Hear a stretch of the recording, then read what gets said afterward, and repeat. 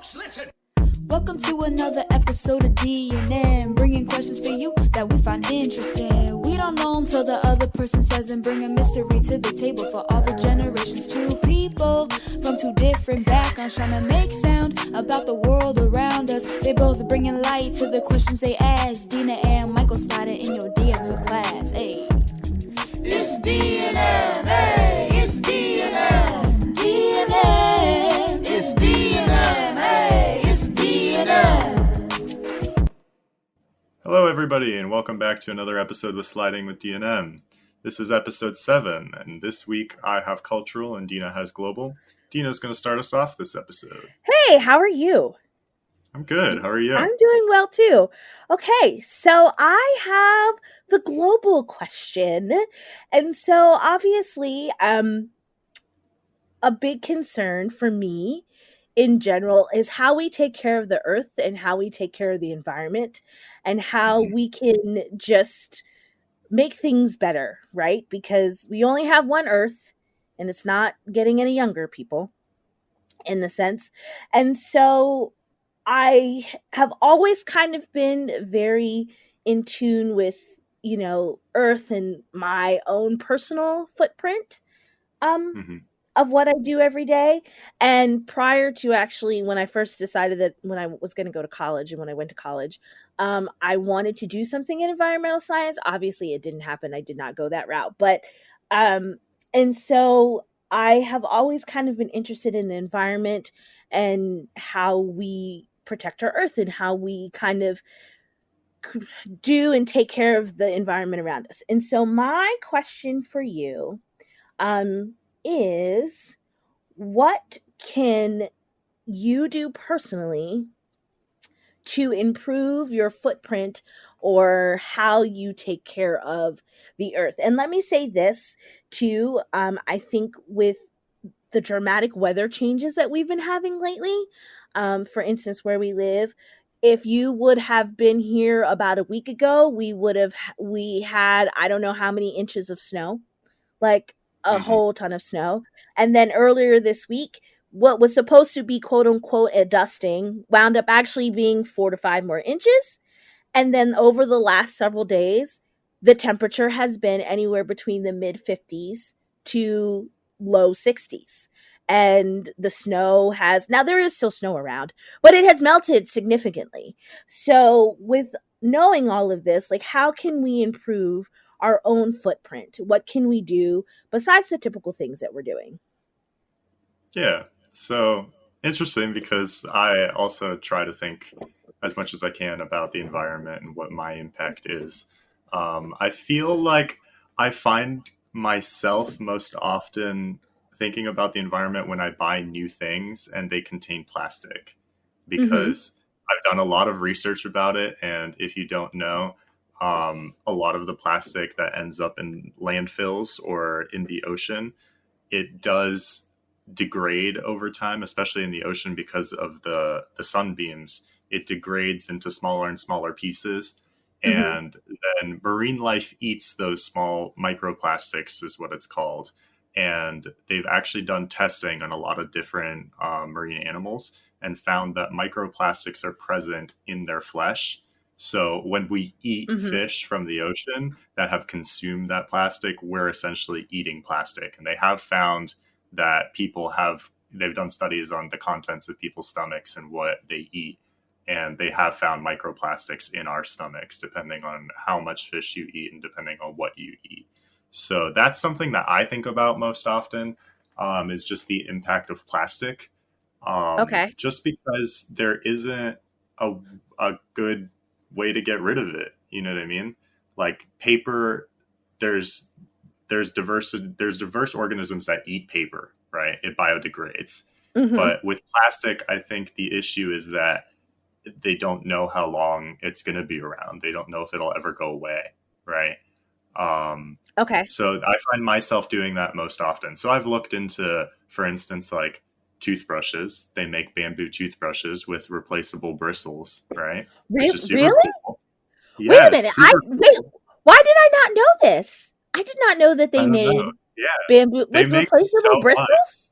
Yes. Isn't that so cool? That is cool. Uh, Okay, go ahead. the other thing that I found is that there's a company that they make like Tide Pods, right? But they're for soap. So they'll send you a glass soap dispenser, right? And it Okay. has a metal top, I'm pretty sure.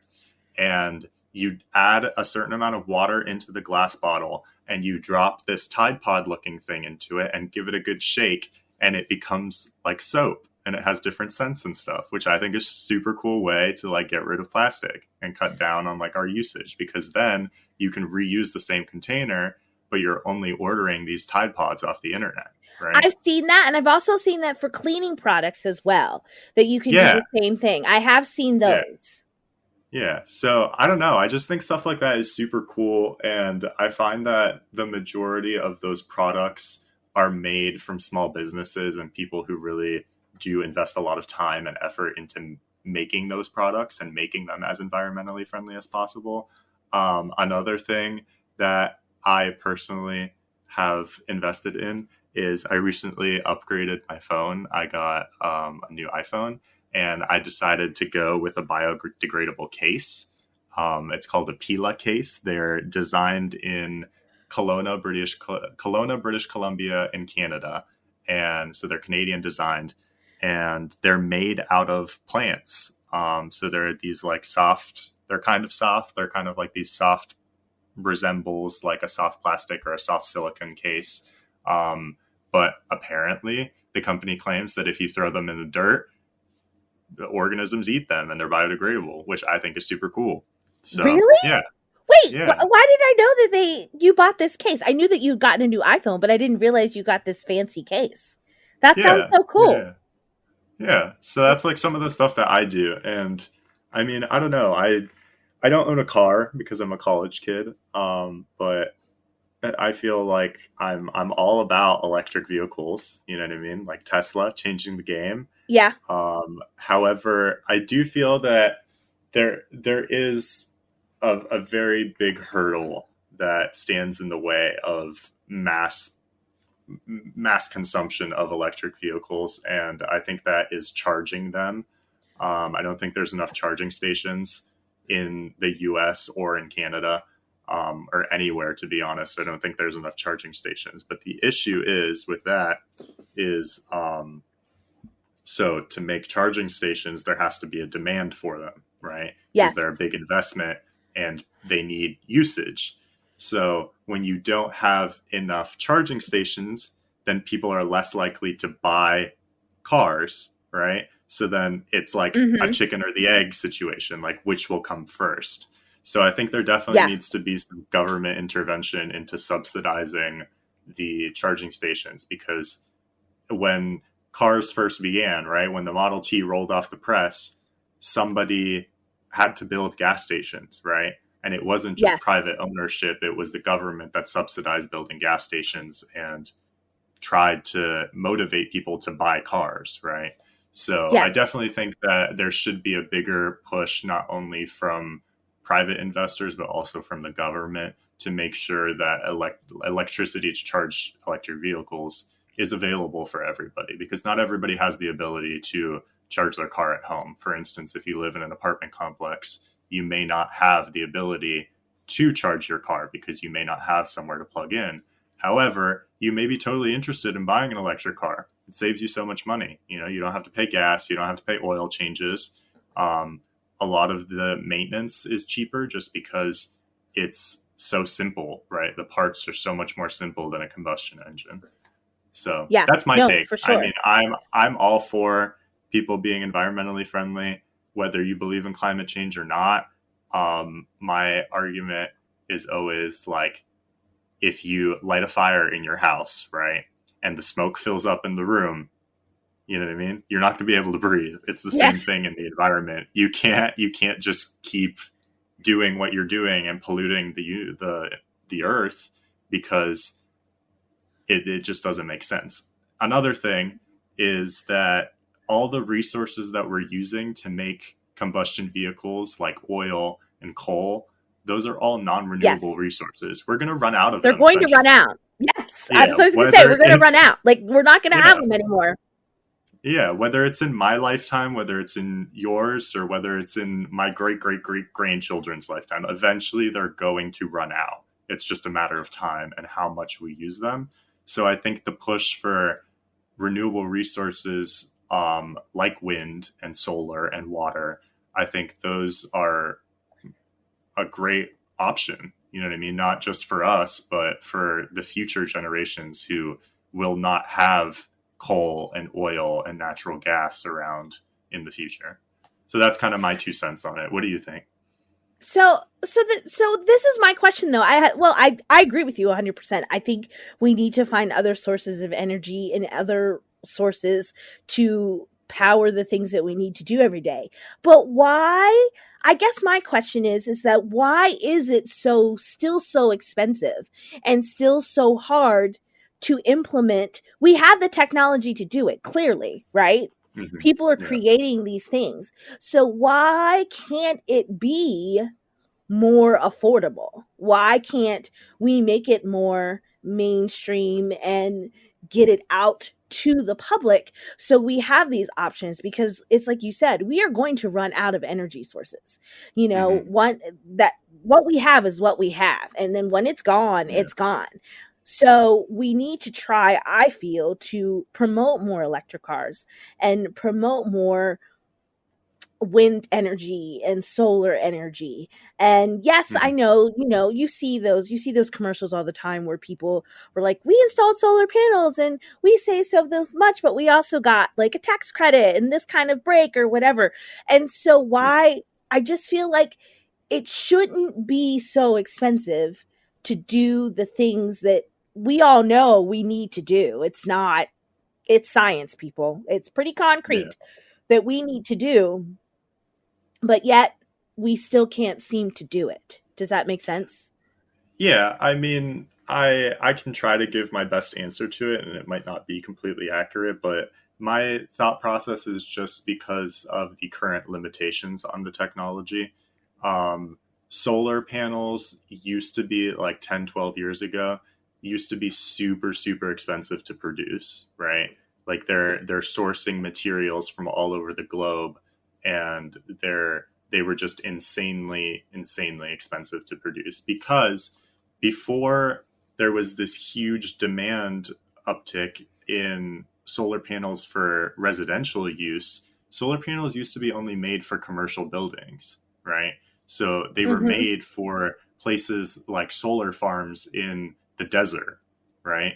And Yes. Yes. what and the people who invested in the technology were the big electricity companies that would harvest this energy and then sell it off to consumers, right?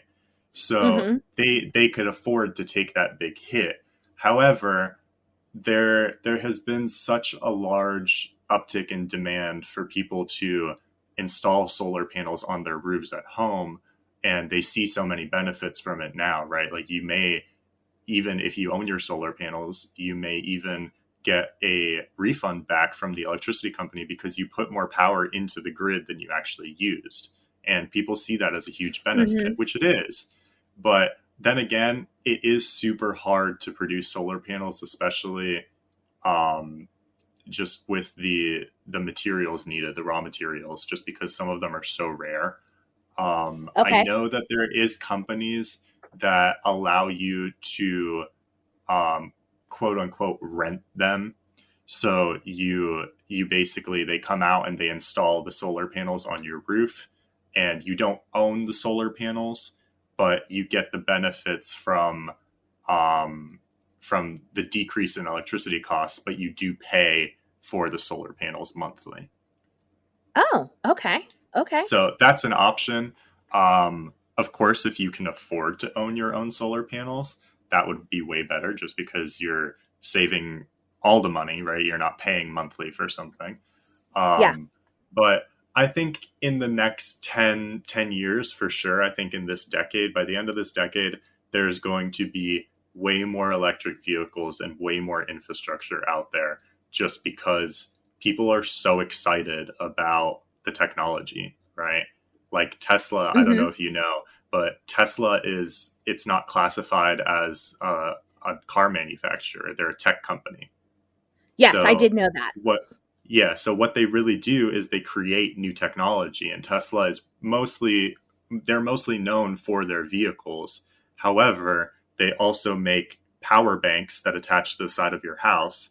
They make solar panels that look like roof shingles, and I think there's like maybe 8 different types or 4 different types of roof shingles that are actually each individual solar panels.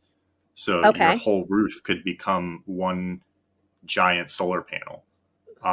So they make a whole bunch of different environmentally friendly products, and the technology just needs to get better for it to become cheaper. But if you look, we've already made so much progress. When Tesla started out at first, they came out with the Roadster, which was a super fast sports car, right? And it was, I think, Yes. over $100,000. The average person could never afford that car. So when Mm-hmm. they sold the Roadsters, which were also fully electric, they were the first fully electric sports cars out there. They sold these Roadsters for an extremely high price, took the profits from that, and invested in luxury cars. So they had the Model X and the what's the other one? You know, Yeah. I'm not do you know sure. what it's called? I don't know The what I don't I know Tesla. Like I've seen Tesla yeah, cars, but I don't know the the individual like car brands or um yeah, not brands. You know what I'm talking. the Yeah. names, yeah. The names. So they invested Yeah. into the Model X, yeah, and then they also invested into the sedan version. I'm blanking on what it's called, and basically what that did was it allowed luxury customers, so rich people, to invest in these cars, and then they took the profits from that and made the Model 3 and the Model Y, which are more affordable versions of electric cars. So the Model 3 is the lowest Tesla electric car. It's the sedan version, and I think you can buy it. I think it starts at $35,000 or $40,000. Yeah. Are you talking about the Model S? I just googled it. Yes, the Model S is the other luxury one. Yes. Okay. Yeah. No, I think it's important that we are mindful of our environment and what is around us. And you're right, we have so many options.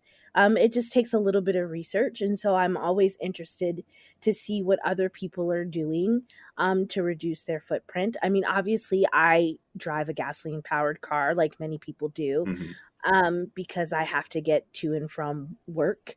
Um, to work every day and do what I need to do, although now most people, their jobs, they're not in person unless they're an essential worker, so they are working from home.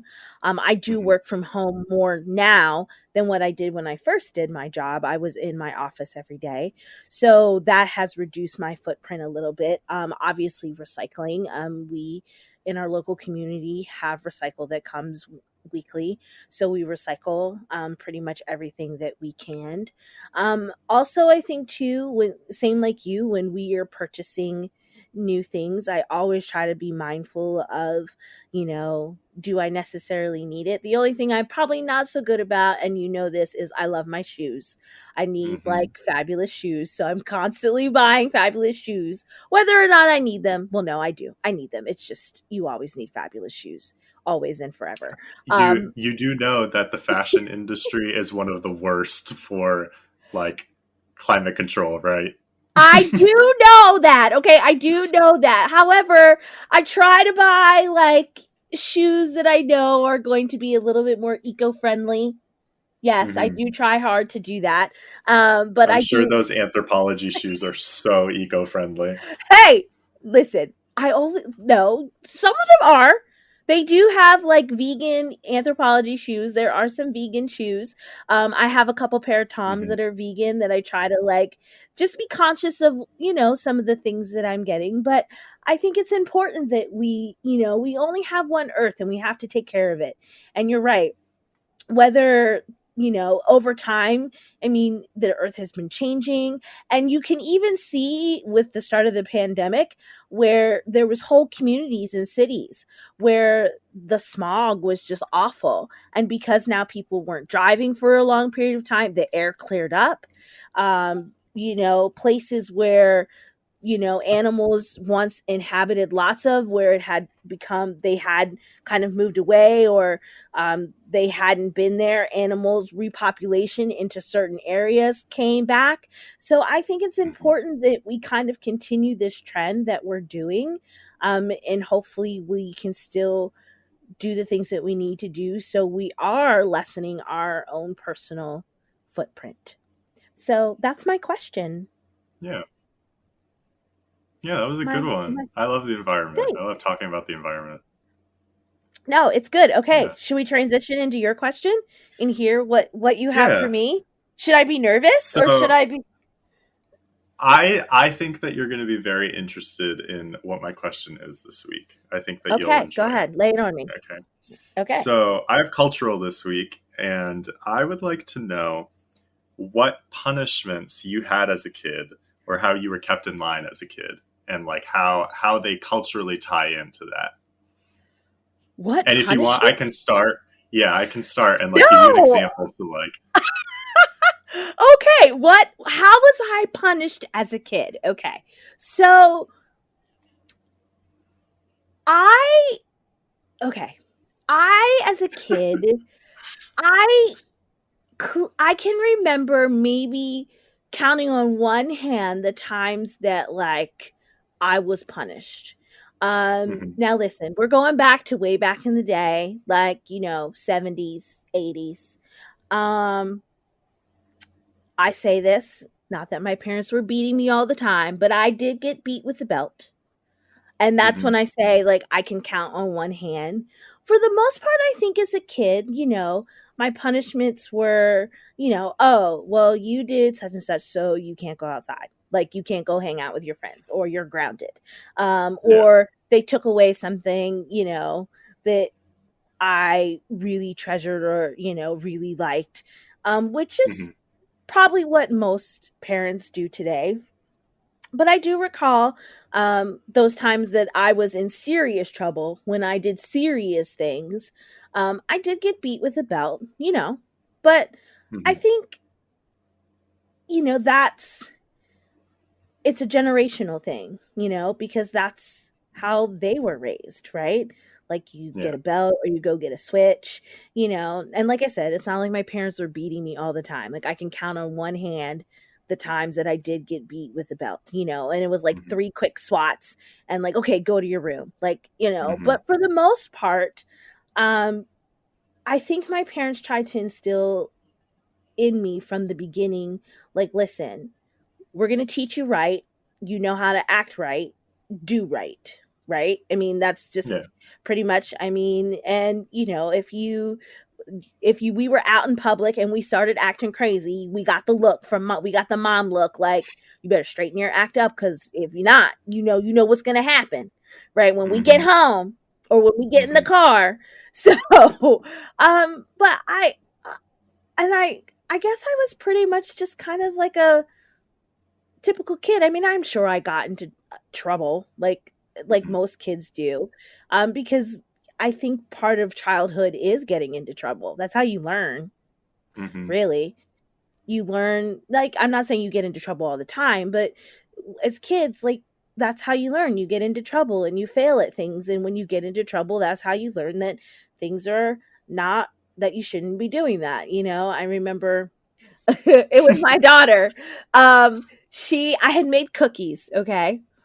mhm, And I made these things called Wookie cookies, okay? And they're from a Star Wars cookbook that we got, and we love Wookie cookies. It's like chocolate chip cookies, but with different types of chocolate, and they're really good. mhm, So I took the thing out, put it on the stove, and I said, "Don't touch the cookie sheet. Don't touch it. It's still hot." So I walked away and I was doing other things in the kitchen or whatever. Next thing I hear is, ah! I hear this little yelp. And I'm like, what happened? And I turned around and my daughter had touched the cookie sheet and she burnt her hand, right? She instantly I learned. She instantly learned, but that's what I'm saying. So it's one of those things that she got in trouble, but she instantly learned what I was trying to Hmm. tell her. Don't touch the cookie sheet because the cookie sheet was still hot. You can have a cookie. I'm going to give you a cookie, right? That wasn't in question, but she was impatient, so she thought she could just grab a cookie, and she couldn't, and she burnt her little hand. Um, so I think getting into trouble for kids is one of those ways that you learn things, Yeah, and I think of each course. culture has their own cultural things of, how they react and what they do, Hmm. and how they react to kids getting in trouble or punishments. So that's kind of my take. I mean, I don't ever remember being a kid that really got into a lot of trouble per se. Like, Hmm. I think I just kind of did what I was supposed to do and just kind of kept it moving because I knew, my parents were like, we're going to teach you right. So you better act right and do right because you know better. Like, don't, and I think also, too, I think a huge thing, and maybe this is just an African American cultural thing, but I think we don't want to embarrass our family's name. And I think people don't want to in general, but I think more so even with African Americans because we already feel like at a disadvantage.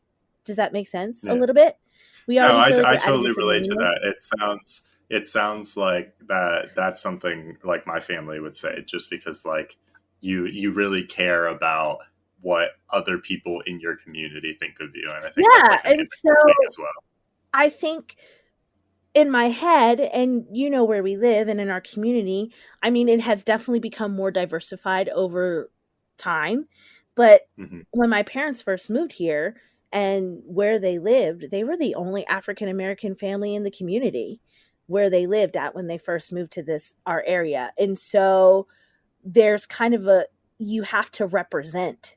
You have to have a standard and be like, listen, this is how we are, this is how we act appropriately. And so you don't want to be that person that brings like shame on your family's name, especially when Hmm. you're the only representation at the Yeah. time of African Americans. So I think that was another huge part of me always just kind of doing what I was supposed to be doing. Now, let me just say that I know as a kid, I probably did my fair share of getting into trouble and doing whatever, and even as a teenager too. But for the most part, I tried to be conscious of that and, always remember that, I'm representing my family and what they are and what they stand for. So, and we all know that moms always find out. Moms always know. They know when something's Hmm. up. They can smell trouble.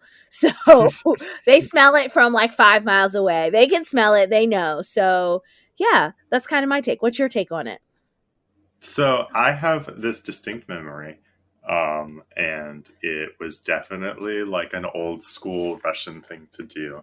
I was over at my grandmother's and grandfather's house on my dad's side, and they used to always watch me because my parents both worked. So during when I was in kindergarten, I was the morning class. So I don't know if it's the same in America, but in Canada, you go for half the day, Well, right? it used to So be that way. It used to be that way. Well, there are actually, I take that back. There are some school districts that still do kindergarten, like you go morning and afternoon. And there are yeah. some that have full day kindergarten. I think it just depends on the area that you live in. Okay, so we did half days basically all the time. So in kindergarten and in preschool, after I was done for the day in kindergarten, I was the morning class. So for the afternoon, my dad would pick me up around lunchtime. Sometimes we would get lunch together, and then he would drop me off at my grandmother's house, and they would watch me, and she would play Russian cartoons, and we would speak in Russian. They were big gardeners, so like I remember gardening with them and all this stuff. And one day I was over there after school, and I don't remember what I did, but I do remember the punishment.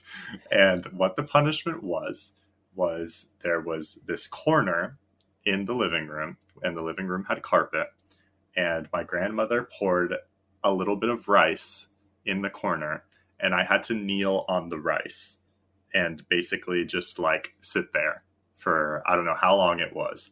And the pain of those little shards of rice, like in my knee, I still remember it to this day. So that was one of the things that I remember being punished for as a kid.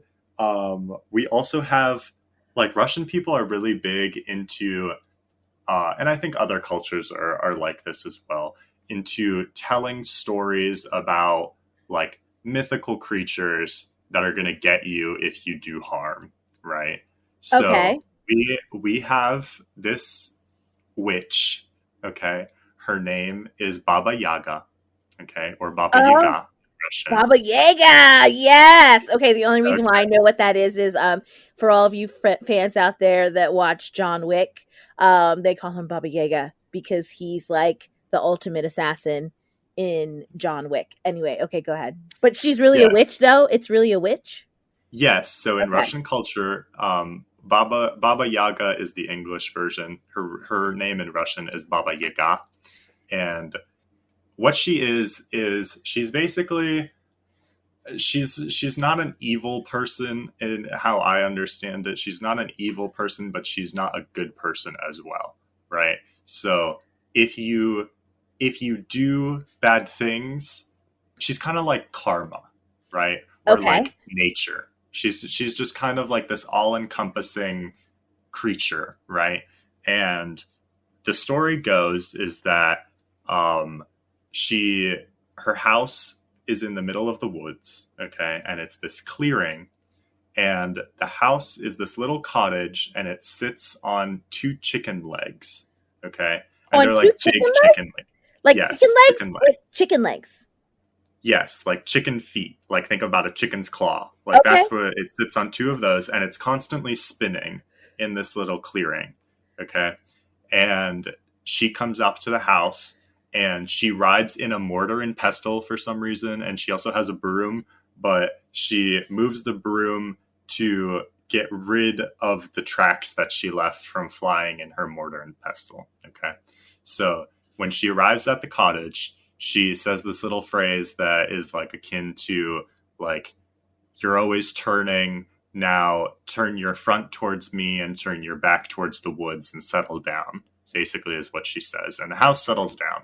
Okay. So then she like goes inside and does whatever. Apparently there's a fence around her house and many like illustrations and many renderings about Baba Yaga, that her this fence is made out of human bones, okay. um, so there's that, but basically like old Russian women use her as a means to scare their kids into not doing bad things, right? So, Okay. like, for instance, if you go and you like you're playing with one of your brothers or something and you start smacking them a little too hard, like your grandmother will come up to you and she'll be like, "Oh, you better knock it off, like Baba Yaga will get you," right? Okay. Or like if you steal some bread, she sees it, right? So like Baba Yaga is gonna get you. You know what I mean? So we have like these little, and I'm sure there's more examples of it where there's these characters and these mythical creatures, and this is present in a lot of European countries and in a lot of Asian countries and African countries, present all over the world, right? Okay. Where you have these mythical creatures that are used to scare children into doing good things. And I think every child believes it until they're an adult. And then you have that moment where you're transitioning into adulthood and you're like, is that really true though? And you like test the limits. You know what I mean? You test the limits if Baba Yaga is going to come get you. Yeah, you like do something like a little bit on edge and then you figure out if she really comes or not, and then you're like, oh, she's really not real. So it's like the tooth fairy, you know what I mean? Yeah. Like you stick a tooth under your, and I'm sorry if there are any kids listening, I probably shouldn't have said that. Right.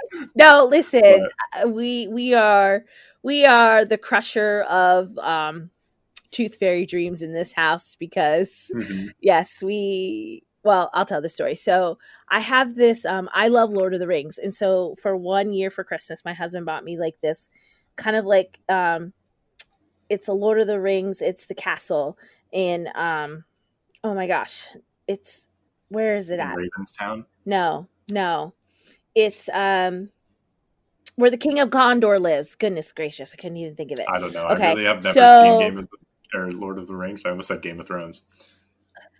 yes, okay. So anyway, so in the castle, like it's several layers, like how the kingdom is set up. And so, Mhm. but it's a little container, so you can open the top of it and you can put stuff in, like it's like almost, I don't want to call it a jewelry case, but that's kind of what it is a little bit. Okay. Yeah. So when my kids were younger, right, and the tooth fairy would come and your teeth would fall out, right, we would my husband would go into their room, get their tooth that they put in the little plastic baggie, put the money in, right, and then Mhm. put the tooth in this little like container. So it just so happened that my daughter one day, she was doing something and somehow knocked the container like off the like little shelf that it was on. It didn't Oh break, no! And but all the teeth fell when out. all the teeth fell out, and that was heartbreaking for her. She was She like, probably thought you were like on some Dexter shit. Like those were all like the teeth of your victims. so she looked and she comes, I remember she comes running like into my room and her eyes were wide and she was like, I found something that I don't think I should have found. And I said, what would you have found that you shouldn't have found? And she's like, come Uh, look. And she shows me. And there was the container that, the top had fallen off, but the bottom half was still in the thing. And it had all the teeth. And she's like, whose teeth are these? So that was, I had to be the crusher of dreams at that point and say, they're yours. And yes, like this. And she's like, so there's no tooth fairy? And I'm like, unfortunately, no, crusher of dreams yeah, right there. So yeah, honestly. that was, yeah, I know, right? What kind of mom am I, crushing dreams like that? So but yeah, I think, like I said, I think it's good for kids to get, now listen, when I say for kids to get in trouble, obviously there's degrees of trouble. Like you should not be out there doing drugs and smoking alcohol when you're not supposed to be and doing like Gina, nobody severe smokes trouble. I'm alcohol. talking, Drinking, alcohol, okay, smoking, drugs is what she meant. okay, I know, yes, that's what I meant. But do you know what I'm saying? Like I think kids getting in trouble is a natural way of exploring their curiosity so you can learn, right? That's how you learn, oh, I shouldn't do that, like that's not right. And Mm, so, and I think every kid goes through it. I think every kid tests their boundaries and their yeah. limits of what they can do. I mean, you see it with toddlers, they're too young to kind of have their own independence, yet they're trying to assert their own independence when they're 2 and 3. So that's why you have the terrible twos. So Hmm. I think there is healthy trouble. We'll call it that. There is healthy getting into trouble, but the healthy getting into trouble is the trouble where you learn from those mistakes. And that's how you learn and grow. But, as you get older, you can get into more serious trouble, but the hope is that you won't. And the hope is that Baba Yaga won't come and get you. Well, she Right. still might. I haven't tested those boundaries. I don't know. So no, that's a good question. It's funny. I Yeah. don't ever, I don't, I feel like I had a good childhood, and Oh, so I, do I. I and I, don't think I got in trouble a lot, but like I distinctly remember that one time that I got in trouble. And I don't really even think I was really told as a kid that Baba Yaga would come get me. yeah. But like I do know other people have heard that before. Well, and I also think too that my parents kept me in activities and busy enough not to get into the unhealthy kind of trouble.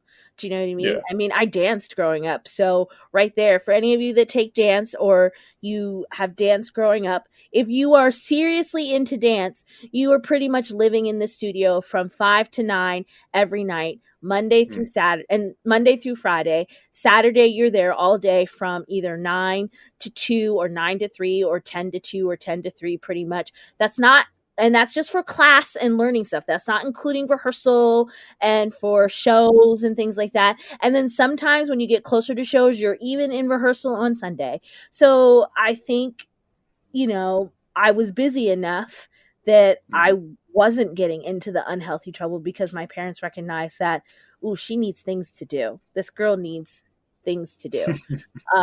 So she doesn't get into the unhealthy kind of trouble. But I know that I got in trouble as a kid, but I call it Oh, healthy everybody trouble. does, though. Yeah, everybody Yeah. does. So, no, those were good questions. Very, very good Yeah, questions. Very opposite ends of the spectrum, but just good things to talk about. So, let us yeah. know your thoughts. Maybe you can leave a comment and let us know what kind of trouble you got into, or any cultural things that you were used on you to keep you in line when you were growing up.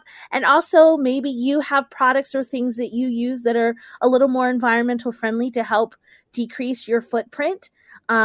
So that way you can make the earth and the